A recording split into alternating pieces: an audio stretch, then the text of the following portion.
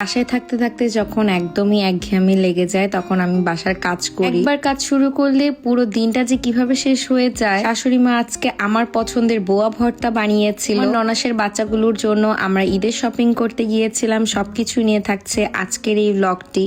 Hello, আসসালামু আলাইকুম everyone. I hope আপনারা সবাই ভালো আছেন। আপনাদের তো আমি অনেক বেশি ভালো আছি। সবসময় যে পার্কটাতে যে ছবি তুলি সেই পার্কে গিয়েছিলাম, আর দুটো ডগিকে দেখে আমার এত বেশি ভালো লেগেছে। আমি এই ডগিটাকে কোলে নিয়ে এত বেশি খুশি ছিলাম, তার মালিকের কাছ থেকে আমি চেয়ে নিয়েছি। আমি অলরেডি একটা ড্রেস পরে শুট করেছি, এরপর এই ড্রেসটা পরেছি, এই কানের দুলটা নিয়ে গিয়েছিলাম। দুলটা একদম আমার ড্রেসের সাথে ম্যাচিং হয়ে গিয়েছে। আমি সবকিছু আমার ভিডিওর ক্যাপশনে মেনশন করে দিব, আপনারা চেক করে নিবেন। আমি যেদিন ফার্স্ট টাইম চেরি ব্লসম এই গাছগুলো দেখেছি একদম মুগ্ধ হয়ে তাকিয়েছিলাম। ফুলগুলো দেখতে কি সুন্দর না, গাছে একটা পাতা নেই কিন্তু ফুল দিয়ে পুরোটাই ভর্তি। এখন আমার পরে এই সুন্দর ড্রেসটার কথা বলি। এই ড্রেসটা এত বেশি কমফোর্টেবল, আর তাদের পেজে প্রতিটা ড্রেস অনেক বেশি রিজনেবল। আপনারা কিন্তু তাদের পেজে এই ড্রেসটা স্টিচও নিতে পারেন মাত্র 1800 টাকায়। এই সুন্দর ড্রেসটা আপনার স্টিচ পেয়ে যাচ্ছেন। এরপরে দেখলাম যে একদম পুরো আকাশ মেঘলা হয়ে গিয়েছে, এখনই বৃষ্টি চলে আসবে। আমি তাড়াহুড়ো করে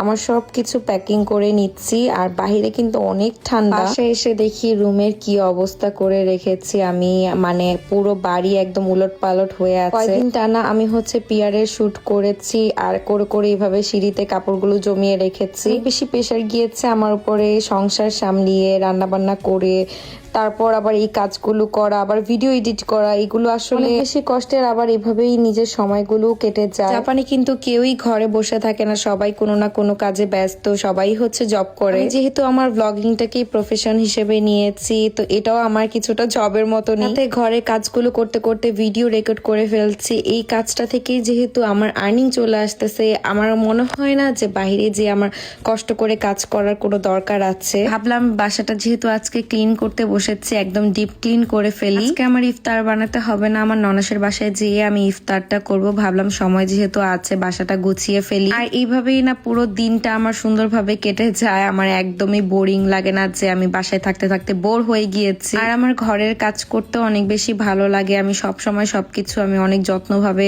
গুছিয়ে রাখি। অনেকগুলো কাপড় ভাঁজ করে এখন ভ্যাকুম করতে চলে এসেছি, কারণ পুরো বাড়ি আমার চুল দিয়ে ভর্তি হয়ে যায়। এত ক্লিন করতে হয়, তখন ভাবি যে ছোট বাসা নিলে হয়তো বা ভালো হতো, কিন্তু আমার আবার এরকম ঘরের মাঝখান দিয়ে সিঁড়ি খুবই পছন্দ। আমি সবসময় বলতাম যে তুমি বাসা নিলে ডোরেমনের বাসার মতনই নিবা, আমার এই টাইপের বাসা অনেক পছন্দ। সে এই টাইপেরই বাসাই নিয়েছে। মাঝে আবার বাসা ক্লিন করতে করতে আমি একদম বিরক্ত হয়ে যাই। কাজগুলো শেষ করে এই তো আমার ননাসের বাসায় চলে এসেছি। এসে দেখি আমার শাশুড়ি মা আজকে আমার পছন্দের খাবার রান্না করেছে। আমি ভাজা পোড়া খেতেও ভালো লাগে না, আজকে বোয়া ভর্তা দেখে আমি একদম খুশি হয়ে গিয়েছি। এই খাবারটা আমার অনেক অনেক পছন্দের। কার কার বোয়া ভাত আর ভর্তা পছন্দ অবশ্যই কমেন্ট করে জানাবেন। এবার ইফতারে আপনারা কারা কারা এই খাবারটা খেয়েছেন। ইফতার করার পরপরই আমরা শপিং করতে চলে গিয়েছি। আজকে আমাদের শপিং করতে আসিনি, আজকে আমার ননাসের বাচ্চাগুলোর জন্য শপিং করতে গিয়েছিলাম। শপিং করতে গেলে আমি মেয়ে বাবুদের ড্রেসগুলো সবসময় দেখি, আমার এত বেশি কিউট লাগে। এই ড্রেসটা এত